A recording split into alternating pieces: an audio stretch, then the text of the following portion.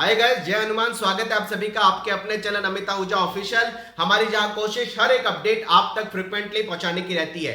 Guys, जैसा कि आप सभी को पता है, अब से चंद दिनों बाद जेईई मेन फरवरी का एग्जाम होने जा रहा है और जेईई मेन फरवरी एग्जाम को लेकर के बच्चे पूरे जोर शोर से तैयारी करते दिखाई दे रहे हैं। पेपर अटेम्प्ट करने को लेकर के आज हम एक ऐसा वीडियो आपके बीच लेकर के आए हैं जो कि ऐसी मिस्टेक आपको बताने वाला है जो नॉर्मली बच्चे कई बार एग्जाम टाइम में कर जाते हैं और पेपर से जब बाहर आते हैं तो बोलते हैं यार आता था पेपर, लेकिन पूरी एनर्जी लगाने के बाद भी वो पेपर के अंदर जो क्वेश्चन आते भी थे लेकिन अटेम्प्ट नहीं कर पाए, या फिर पता नहीं आज कैसा दिन था कि पेपर में पूरा हम दिमाग नहीं लगा पाए। गाइस, हम बात करने वाले हैं वैसी कॉमन मिस्टेक की जो नॉर्मली बच्चे कर जाते हैं, जो कि एकेडमिक तो नहीं है लेकिन नॉन एकेडमिक होते हुए भी बहुत इंपॉर्टेंट रोल प्ले करती है पेपर अटेम्प्टिंग के लिए। जैसा कि आप सभी को पता है कि इस बार जेईई मेन के एग्जाम के अंदर 90 क्वेश्चन आपको मिलने वाले हैं। 90 क्वेश्चन में 60 क्वेश्चन एमसीक्यू रहेंगे और 30 क्वेश्चन न्यूमेरिकल वैल्यू बेस्ड रहेंगे और 30 क्वेश्चन न्यूमेरिकल वैल्यू बेस्ड में से 5 क्वेश्चन आपको पर सब्जेक्ट के हिसाब से यानी टोटल मिलाकर के 15 क्वेश्चन अटेम्प्ट करने हैं। जब भी आपके सामने पेपर डिस्प्ले होता है तो आप सबके लिए बहुत जरूरी हो जाता है कि आप हर एक क्वेश्चन को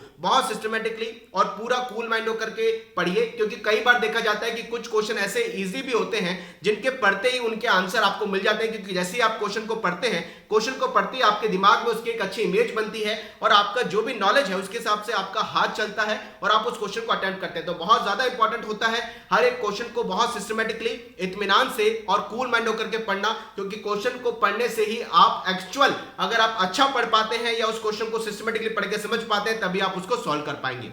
हर एक पेपर के अंदर जो आप क्वेश्चन अटेम्प्ट कर रहे हैं उन क्वेश्चन में से कुछ क्वेश्चन इजी भी रहेंगे, कुछ क्वेश्चन मॉडरेट रहेंगे, कुछ क्वेश्चन टफ भी रहेंगे। जिम्मेदारी और एक कह सकते हैं कि विजडम वाली बात यह बनती है कि राइट अप्रोच पूरे पेपर में अगर आप करते हैं तो आप पूरे क्वेश्चन पेपर को अटेम्प्ट कर पाते हैं। राइट अप्रोच का मतलब ये होता है कि हर एक क्वेश्चन का अगर आप टाइम लिमिट लेकर के चलते हैं जो उस क्वेश्चन की पर्टिकुलर रिक्वायरमेंट है, तो आप देखेंगे कि आपका पूरा पेपर सॉल्व हो पाता है। कई बार देखने को मिलता है कि बच्चे टाइम के लिमिट को लेकर के नहीं चलते हैं और लास्ट में आकर के पजल हो जाते हैं। इस चीज से आपको बचना होगा, यानी पूरे पेपर को सिस्टमेटिकली अटेम्प्ट करने के लिए हर एक क्वेश्चन पे आपको टाइम लिमिट लेके चलनी होगी।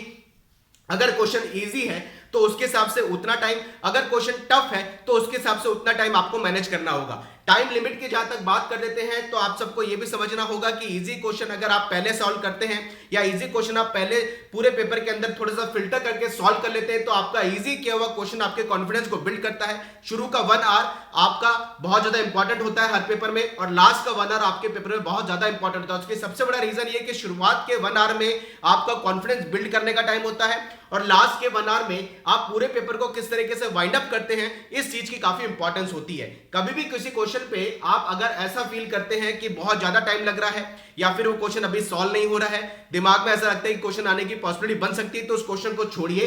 अगर आपको ऐसा लगता है कि वो क्वेश्चन बन सकता है तो उसको मार्क ऑफ व्यू में डालिए, और अगर आपको लगता है कि क्वेश्चन बनने की टाइम अब नहीं बन रहा है, या फिर कई बार ऐसा हमने बच्चों को देखा है कि किसी किसी क्वेश्चन को आप ईगो पे ले लेते हैं कि यार ये टॉपिक तो मुझे बहुत अच्छे से आता था, ये क्वेश्चन तो मुझे बहुत अच्छे से आता था, पता नहीं एग्जाम टाइम में मुझसे सॉल्व नहीं हो रहा, मैं ऐसे ही को सॉल्व करता रहता हूं। ऐसा मत करिए। अगर आप उसी क्वेश्चन को सॉल्व करने में टाइम ज्यादा लगा देंगे तो आगे आने वाले क्वेश्चन पे आप राइट अप्रोच टाइम के हिसाब से नहीं कर पाएंगे, तो वो क्वेश्चन आपसे छूट सकते हैं। तो इसका मतलब पेपर टाइम में थोड़ा सा हमें ब्रॉड माइंडेड होकर के पेपर अटेम्प्ट करना चाहिए। किसी क्वेश्चन को ईगो पे नहीं लेना चाहिए कि उसको लंबे टाइम तक आप सॉल्व कर रहे हैं, उस चीज से आपको बचना चाहिए जो कि कई बार बच्चों में देखने को मिलता है।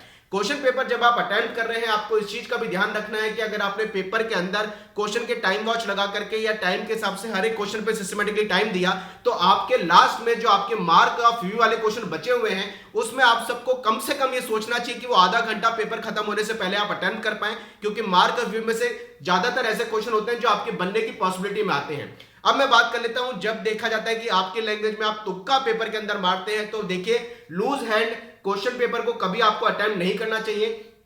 जहां तक अगर आपको लगता है कि मुझे इस क्वेश्चन में तुक्का भी मारना है, जो कि आपकी नॉर्मल लैंग्वेज में सुनता हूं, तो आप कोशिश करिए वो क्वेश्चन में आप तुक्का मार सकते हैं जिन क्वेश्चन में आपको ऐसा लगता है कि 50-50% चांसेस बनते हैं कि ये सही हो सकता है। केवल उन्हीं क्वेश्चन को आपको अटेम्प्ट करना चाहिए, क्योंकि लूज हैंड से आपकी सिली मिस्टेक हो सकती है और आपकी नेगेटिव मार्किंग होने के चांसेस बढ़ जाते हैं। तो ऐसे क्वेश्चन जिसमें केवल आपकी प्रोबेबिलिटीज बनती है कि 50% क्वेश्चन सही होने की पॉसिबिलिटी बन सकता है, उन्हीं क्वेश्चन में आप लूज हैंड अटेम्प्ट करिए। और कभी भी इसकी बहुत ज्यादा ऐसी कैलकुलेशन मल्टीपल मत लगाइएगा कि इतने क्वेश्चन अटेम्प्ट कर लूंगा तो इतने मार्क्स आ जाएंगे, चलो करके देखता हूं। कभी भी एक्सपेरिमेंट पेपर टाइम में आपको नहीं करना चाहिए। हमेशा जो आपका एक्सपीरियंस रहा है उस तरीके से आपको पेपर को अटेम्प्ट करना चाहिए। तो लूज हैंड पेपर से अटेम्प्ट करने से बचना चाहिए। जो क्वेश्चन में आपकी प्रोबेबिलिटीज बहुत स्ट्रांग हो कि वो सही हो सकता है, उस क्वेश्चन को आपको अटेम्प्ट करना चाहिए।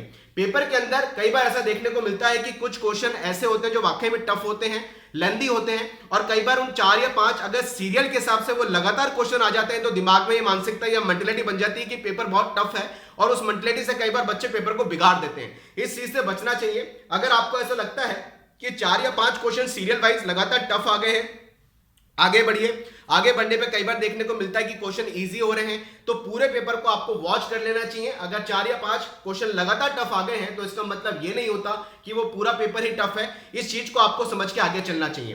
कई बार ऐसा देखा जाता है कि कुछ क्वेश्चन पढ़ते बहुत ईजी होते हैं और उसका डायरेक्ट आंसर हमें मिलता है, लेकिन हमें डायरेक्ट आंसर मिलने पे भी ऐसा लगता है कि यार कहीं हम कुछ बहुत ज्यादा इजी क्वेश्चन कैसे आ सकता है, इतना इजी क्वेश्चन तो पेपर के अंदर अभी तक एक्सपेक्ट नहीं किया था, क्या ये आंसर हमारा ठीक है। हम उसी को अननेसेसरी के दूसरे कंसेप्ट लगा करके सॉल्व करने की कोशिश करते हैं। तो बहुत सी बार ऐसा देखा जाता है वाकई में अगर क्वेश्चन के अंदर, पेपर के अंदर क्वेश्चन वाकई में इजी है और सटीक आपसे बन रहा है और आपको टिक करने की ऐसा लग रहा है कि बिल्कुल कॉन्फिडेंट है कि सही है, तो आपको उसको टिक कर देना चाहिए। तो पेपर के अंदर टाइम की लिमिट और स्ट्रेटेजी प्लानिंग से आप पूरे पेपर को अच्छा कर सकते हैं, क्योंकि अगर आप पेपर सिस्टमेटिकली सही तरीके से अटेम्प्ट करते हैं तो आपकी 2 साल या 3 साल जैसे भी आपकी मेहनत रही हो, आप अपना एक्चुअल आउटपुट निकाल सकते हैं। तो गाइस ये कुछ ऐसी बातें थी जो नॉर्मली हमने देखा है कि बच्चे कई बार पेपर के अंदर मिस्टेक कर देते हैं। इस सब का आपको ध्यान रखना चाहिए। अब आपका पेपर बहुत नजदीक है, आपको रियल टाइम प्रैक्टिस अब चालू कर देने चाहिए। आपका जो भी पर्टिकुलर टाइम सुबह 9 से 12 मिला हो या फिर 3 से 6 मिला हो, उसके अकॉर्डिंग आपको एक सिटिंग में, वन शॉट में पेपर अटेम्प्ट करने की स्ट्रेटेजी प्लानिंग बहुत अच्छे तरीके से करनी चाहिए। और अगर आप इन थोड़ी थोड़ी बातों का ध्यान पेपर के अंदर रखते हैं और पेपर को पूरी एनर्जी, पूरे दिमाग को बैलेंस रखते हुए अटेम्प्ट करते हैं तो बहुत कुछ अच्छा कर सकते हैं। All the best. मिलता रहूंगा करियर के सारे अपडेट के साथ। जय हनुमान।